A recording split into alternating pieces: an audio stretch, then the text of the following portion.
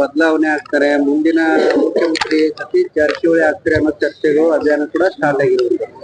ಒಂದ್ ವೇಳೆ ಸತೀಶ್ ಜಾರಕಿಹೊಳಿ ಆದ್ರೆ ನಾವು ಬಹಳ ಟೈಮ್ ಹೇಳಿದ್ರ ನಮ್ ಜಿಲ್ಲಾ ಲೆವೆಲ್ ಯಾರು ಮಿನಿಸ್ಟರ್ ಚೀಫ್ ಮಿನಿಸ್ಟರ್ ಇದ್ರ ನಮ್ಗೆ ಈ ಉತ್ತರ ಕರ್ನಾಟಕದಲ್ಲಿ ಇದ ಚಲೋ ಆಗ್ತಾರ, ಪಕ್ಷ ಬಿಟ್ಟ ಇದು ಕೆಲಸ ಮಾಡ್ತಾರ.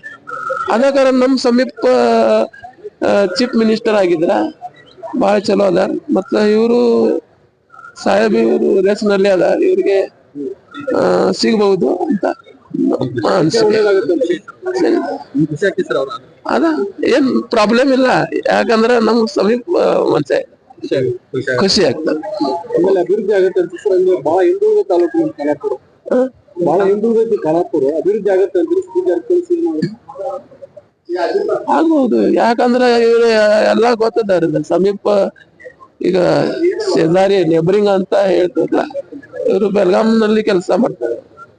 ಮತ್ತ MLC ಆಗಿ ಪೂರಾ ಅಡ್ಡಾಡಿದೆ.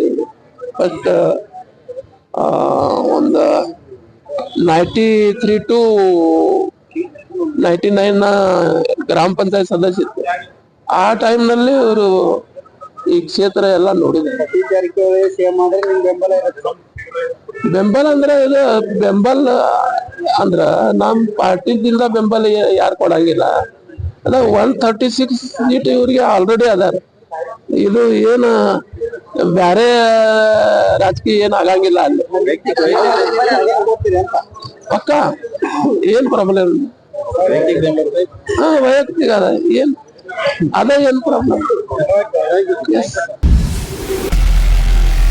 ನಾರ್ತ್ ಫಸ್ಟ್ ಉತ್ತರ ಕರ್ನಾಟಕದ ಆವಾಜ್.